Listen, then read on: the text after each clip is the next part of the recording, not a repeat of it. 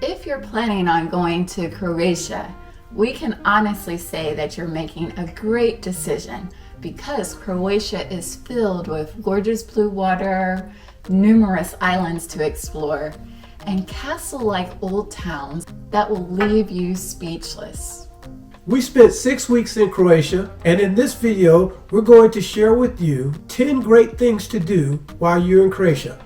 We're also going to show you how to get around the country, and be sure to stick around to the end to learn all the things you need to know before you go to Croatia. All this in this episode of Lucas World Travels.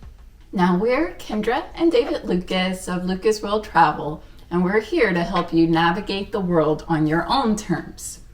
We're going to start this Croatian travel guide with our all-time favorite spot in Croatia. That means that if you can only go to one place in Croatia, you definitely need to start your journey here, and that's Dubrovnik. The old town walls makes this place like walking through a fairy tale. It's absolutely magical.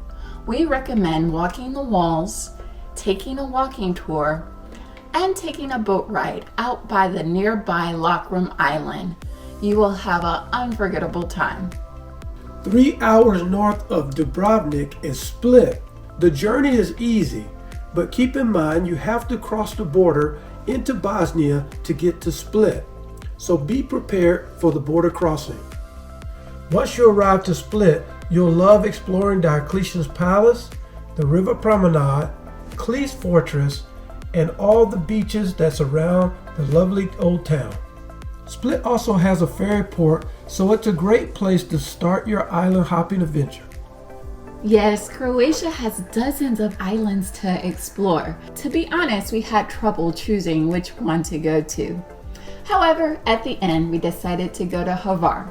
Because of its beautiful beaches, the stunning views from the Hvar town fortress, and its amazing boat excursions to the Blue Cave, Vis, and the Paklenski Islands. Hvar is filled with truly unique and beautiful places, and we highly recommend Hvar as an island worth visiting. You can also explore Brač, Solta, Korčula Islands, just to name a few. And quick tip, bring some water shoes as most beaches in Croatia are rocky instead of sandy. And the water shoes will help walking on the beach and swimming to feel more comfortable for your feet. Next you have Krka National Park. Croatia has 2 big national parks worth visiting, and Krka National Park is one of them. You can see Krka as an easy day trip from Split, and you'll love all the winding trails and waterfalls. Now, about an hour and a half north of Split is Zadar, another seaside town with a charming old town and a unique set of stairs that are also a musical instrument.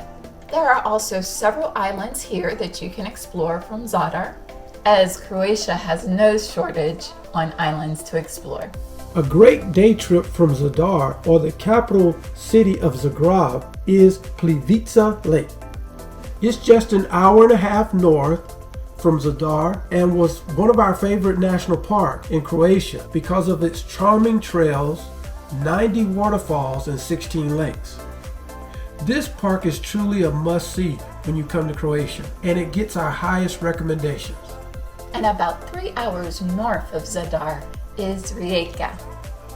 This port city has a charming city center, a castle with great views, and some stunning beaches that are just a quick bus ride away. It's worth a quick stop before heading out west to Rovinj.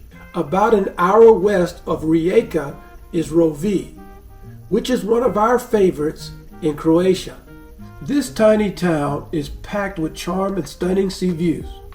We recommend climbing the bell tower for an amazing view of the city, taking a walking tour to hear the fascinating history of the city, and taking one of the boat excursions to one of the beautiful neighboring islands.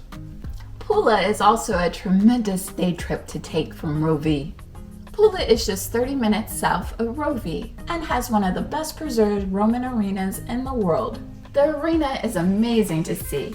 Plus, there are lots of Roman ruins scattered throughout the city that are worth seeing.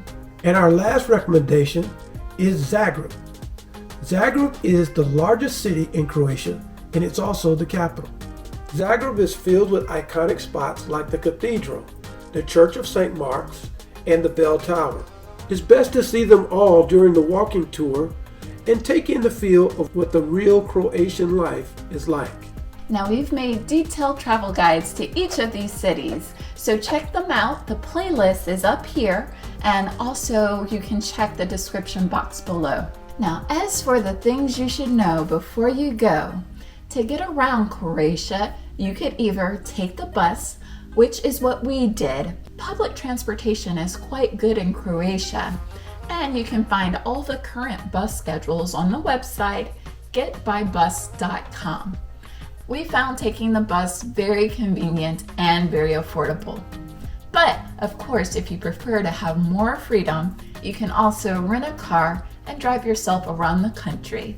The roads are good and easy to follow, and you'll have no problems driving in Croatia. Now, the best time to visit Croatia is between the months of May and September, because then you'll still have some warm, sunny weather.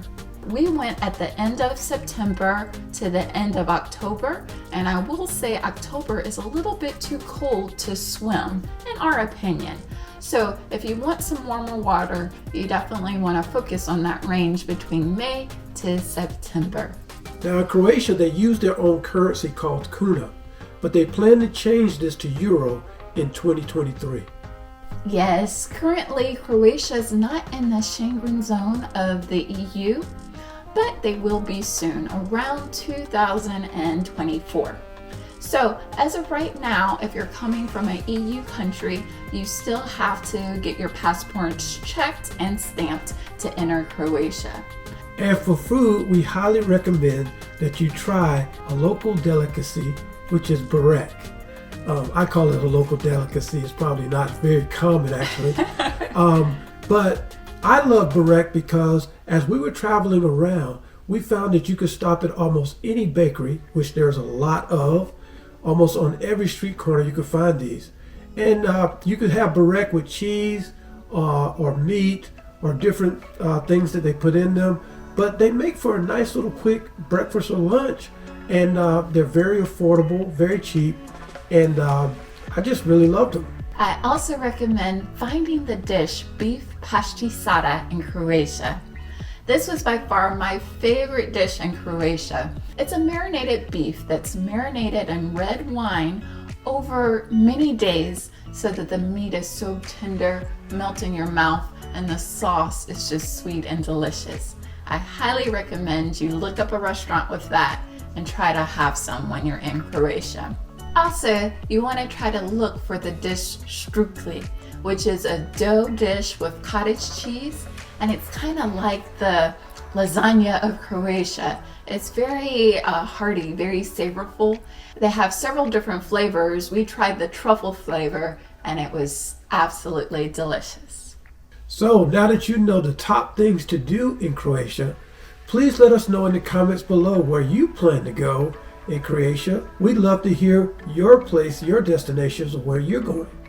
And don't forget to like, subscribe, and hit that bell so you can get more travel guides that help you travel the world independently on your own terms. And please share this video with your travel partners so that you're able to plan your trip together. And if you want to continue learning even more about Croatia, click on our Croatian playlist at the top there. All right, world travelers, well, that's our journey, and good luck in planning your own. Bye, guys!